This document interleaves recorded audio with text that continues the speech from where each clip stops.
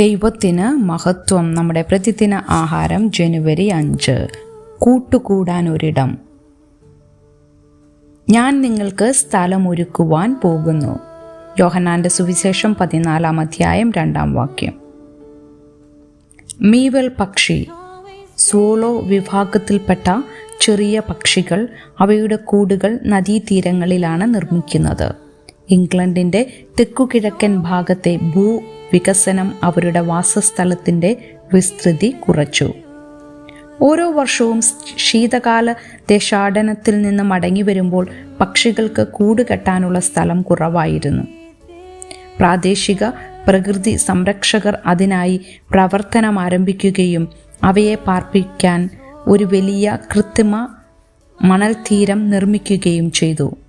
ഒരു മണൽ ശില്പ നിർമ്മാണ സ്ഥാപനത്തിൻ്റെ സഹായത്തോടെ അവർ മണൽ വാർത്തുണ്ടാക്കി പക്ഷികൾക്ക് വരും വർഷങ്ങളിൽ താമസിക്കാൻ ഇടമുണ്ടാക്കി.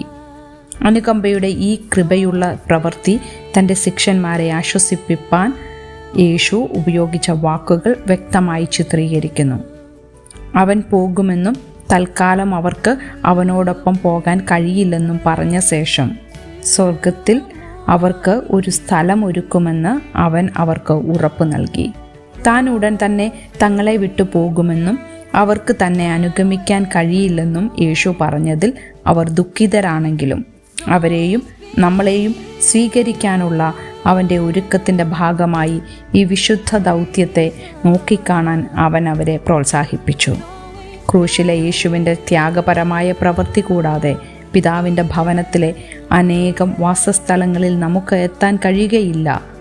തയ്യാറെടുപ്പിനായി നമുക്ക് മുമ്പേ പോയ ശേഷം താൻ മടങ്ങി വരുമെന്നും തൻ്റെ പാപപരിഹാര യാഗത്തിൽ വിശ്വസിക്കുന്നവരെ തന്നോടൊപ്പം കൊണ്ടുപോകുമെന്നും ക്രിസ്തു നമുക്ക് ഉറപ്പു നൽകുന്നു.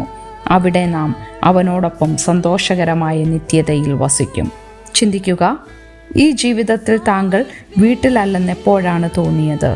സ്വർഗത്തെക്കുറിച്ച് താങ്കൾ ഏറ്റവും കൂടുതൽ പ്രതീക്ഷിക്കുന്നത് എന്താണ്? ദൈവത്തിന് മഹത്വം.